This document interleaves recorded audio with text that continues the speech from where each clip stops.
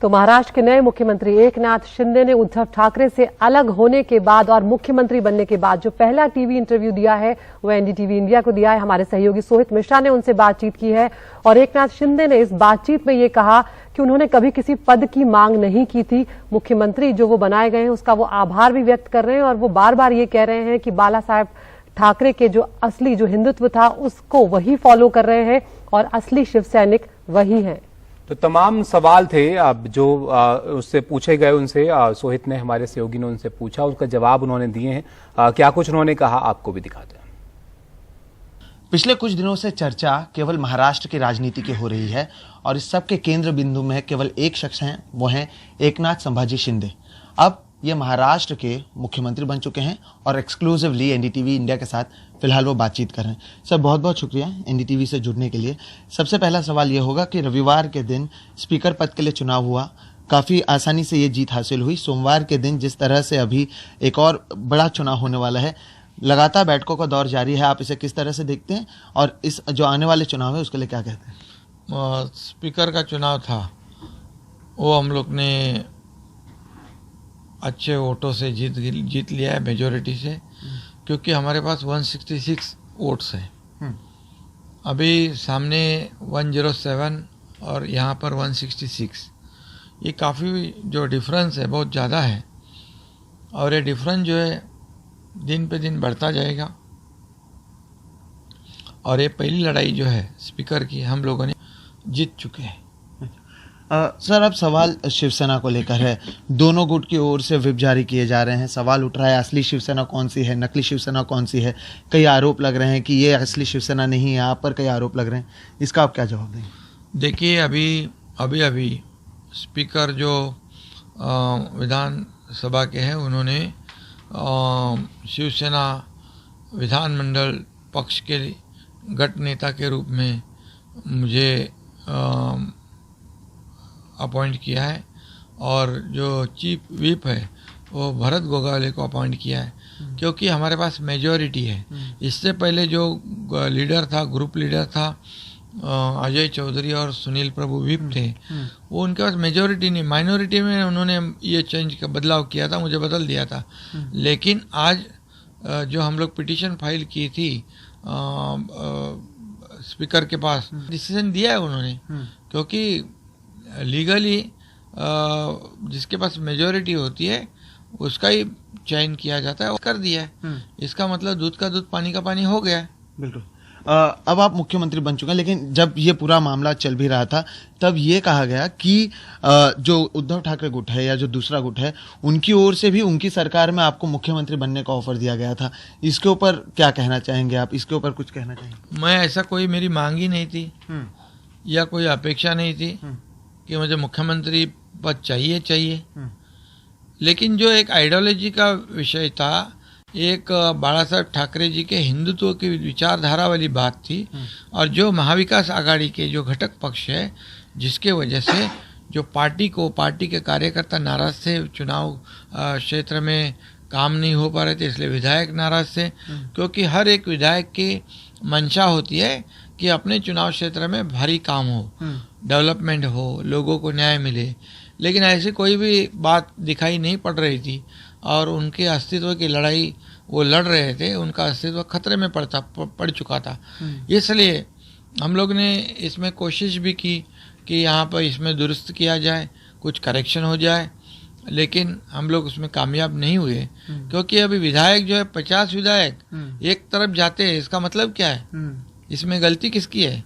इसको ढूंढना चाहिए था, न कि उसको बदनाम करने की कोशिश करनी चाहिए। इसलिए जितने बड़े संख्या में नंबर्स में विधायक जो है आज हम लोग साथ में और सरकार में भी हम हैं, क्योंकि विधानसभा चुनाव क्षेत्र में अगर 5 साल में काम नहीं करेंगे तो लोग उनको चुनकर नहीं देंगे फिर दोबारा, इसलिए वो डरे हुए थे वो लोग। ये तो उनकी अस्तित्व की लड़ाई थी। अभी इसलिए हम लोग साथ में, ऐसे किसी को मुख्यमंत्री चाहिए, किसी को मंत्री बनना है, हम लोग तो सत्ता में ही थे। मेरे पास भी नगर विकास विभाग था, कई और मंत्री 7-8 थे, उन्होंने भी निर्णय फैसला ले लिया और हम लोग ने कुछ गलत कोई पार्टी में नहीं गए। हम शिवसेना का ही विधायक है, हम बाला साहब ठाकरे जी के शिव सैनिक हैं, तो हम लोग ये जो डिसीजन लिया है, ये पार्टी के जो कार्यकर्ता है, शिव सैनिक है, विधायक है, वो सब बहुत ही संकट में है, तकलीफ में है, और आज सरकार के माध्यम से हम लोग उनको सपोर्ट करेंगे, उनके चुनाव क्षेत्र में काम करेंगे, डेवलपमेंट होगी, तो फिर वो लोगों को फायदा हो जाएगा वहाँ के। ये काम हमारा है, सरकार ये काम करेगी। बिल्कुल लोगों को फायदा होगा। सर जैसे जैसे आपके साथ विधायक जुड़ते गए थे, ये तो समझ में आया था कि सरकार बदल रही है, लेकिन आपको खुद को कब पता चला कि मुख्यमंत्री अगले महाराष्ट्र के एकनाथ शिंदे होने वाले हैं? देखिए, पहली बात तो मैंने ऐसा ये जो निर्णय लिया है मुख्यमंत्री बनने के लिए बिल्कुल नहीं लिया। बिल्कुल ये जो अन्याय हो रहा था, अन्याय की भावना लोगों में हो रही थी और इसमें बदलाव लाने की आवश्यकता थी, इसलिए हमारी कोशिश थी। लेकिन भारतीय जनता पार्टी ने भी सोचा होगा एक ये 50 लोग जो है ये कुछ अन्याय की भावना और हिंदुत्व के मुद्दे पर, डेवलपमेंट के मुद्दे पर अलग होते हैं, अलग मतलब उस एक डिसीजन लेते हैं, तो ऐसे लोग भी सोचते थे कि अभी एंटिसिपेट कर रहे थे, लोगों में भी यही परसेप्शन था कि भारतीय जनता पार्टी मुख्यमंत्री पद के लिए सब कर रही है, लेकिन उन्होंने साफ तौर पर जो लोगों के मन में था उसको झुठला दिया और वो पूरी तरह उसके मतलब आज हमारे पास 50 है, उनके पास 110-15 है, ज़्यादा हमारे पास हमारे से उनके पास नंबर ज़्यादा है, लेकिन उन्होंने ये बहुत बड़ा फैसला करके मुझे, मेरे जैसे हमारे बाला साहब ठाकरे जी और दिगे साहब के एक कार्यकर्ता एकनाथ शिंदे को उन्होंने चीफ मिनिस्टर के इस रूप में उन्होंने मौका दिया। ये बहुत बड़ी बात है।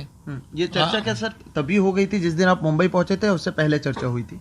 नहीं, ऐसी कोई तय नहीं था। अच्छा। लेकिन प्रधानमंत्री जी मोदी साहब है, गृह मंत्री अमित शाह साहब है, नड्डा जी है और देवेंद्र जी है, ये इन्होंने तय कर लिया कि इस ऐसे लोग जो है जो अन्याय के खिलाफ लड़ते हैं उनको सपोर्ट करना चाहिए, और उन्होंने कर दिया।